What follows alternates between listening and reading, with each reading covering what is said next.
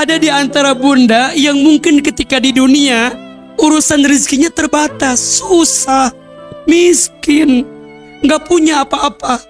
Tapi ketika di surga, bunda punya istana yang luas, harta yang luar biasa.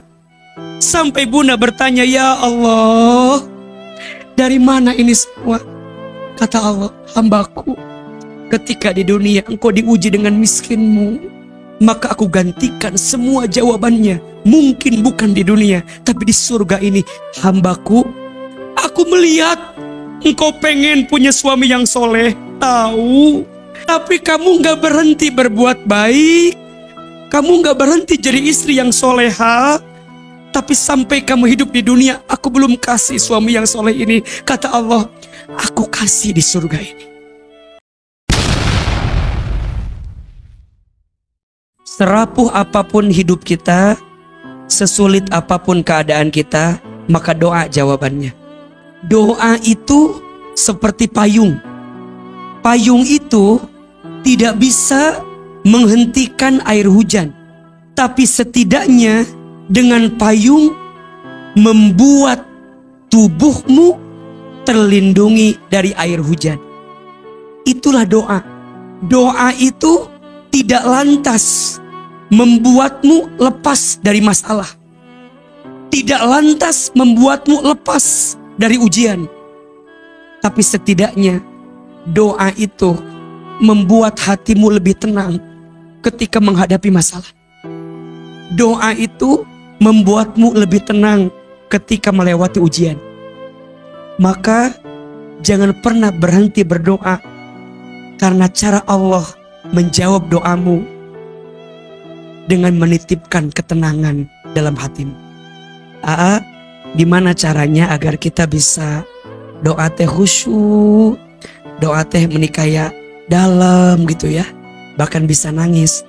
Bunda belajar ya, bangun di sepertiga malam, kemudian coba bunda doa di waktu sepertiga malam itu.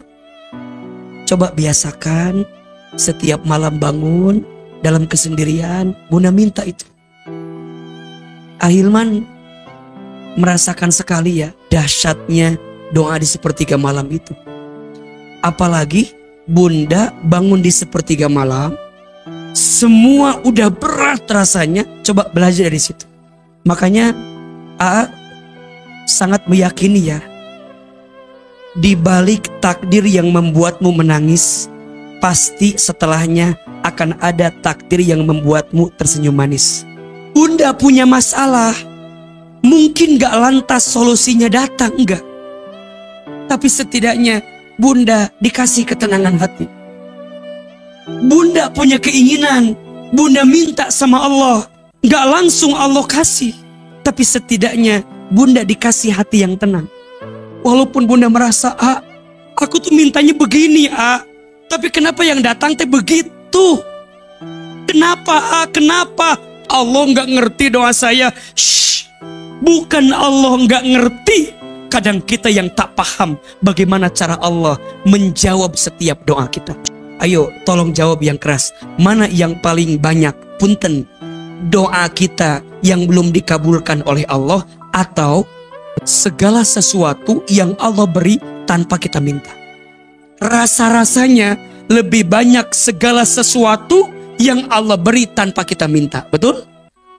Jawab, malam hari tadi bunda minta nggak agar pagi ini mata terbuka?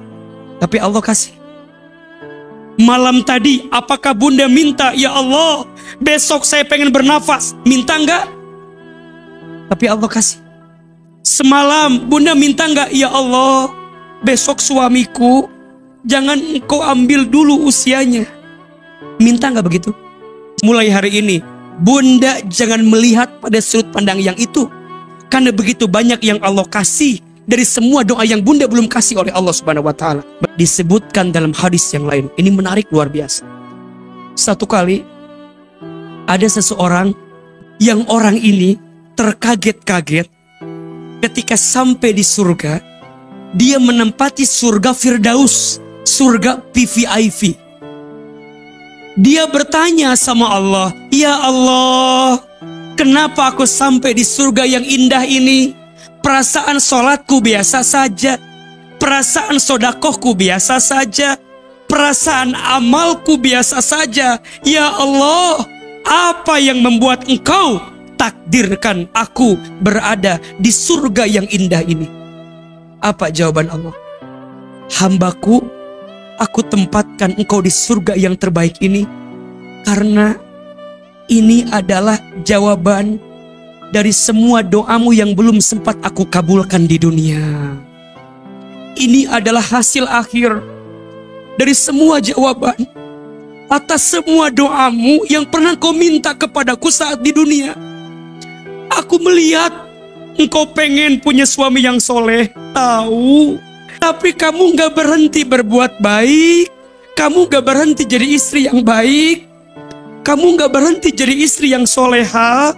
Terus minta sama Allah agar suamimu berubah. Tapi sampai kamu hidup di dunia, aku belum kasih suami yang soleh ini. Kata Allah, aku kasih di surga ini. Ada di antara bunda yang mungkin ketika di dunia urusan rezekinya terbatas, susah, miskin, gak punya apa-apa. Tapi ketika di surga, bunda punya istana yang luas, harta yang luar biasa. Sampai bunda bertanya, ya Allah, dari mana ini semua? Kata Allah, hambaku, ketika di dunia engkau diuji dengan miskinmu, engkau diuji dengan susahnya duniamu, tapi engkau tak pernah berhenti berdoa kepada aku. Maka aku gantikan semua jawabannya. Mungkin bukan di dunia, tapi di surga ini. Silahkan kau ambil, pengen harta apapun di surga ini. Bunda diuji sama anak ketika di dunia. Ketika di sana, bunda ketemu sama anak-anak bunda itu. Ya Allah, perasaan anakku nguji banget waktu di dunia. Tapi kenapa sekarang ada anak-anak kecil yang nyamperin aku, ngasih susu terbaik buatku, minuman terbaik buatku, nyiapin baju terindah untuk. Kata Allah, engkau diuji dengan anakmu yang begitu luar biasa di dunia. Tapi engkau gak pernah berhenti berdoa agar anakmu soleh. Gak pernah berhenti berdoa agar anakmu baik. Kamu terus berdoa. Kata Allah, ini jawaban atas doamu. Aku kirimkan anak-anak yang lucu menghiburmu di surga ini. Makanya mohon maaf, tadi ketika AA bilang, semua takdir yang membuatmu menangis, pasti Allah akan siapkan takdir yang membuatmu tersenyum manis. Gak bisa lantas begitu. Semuanya berproses. Salah satu nariknya dengan cara apa? Doa. Makanya doa bisa merubah takdir. Mudah-mudahan bermanfaat. Dan insya Allah semua jamaah yang pernah dengar ceramah AA, ada wasilah kebaikan dari ceramah AA. Ya Allah, masukkan ke dalam surga.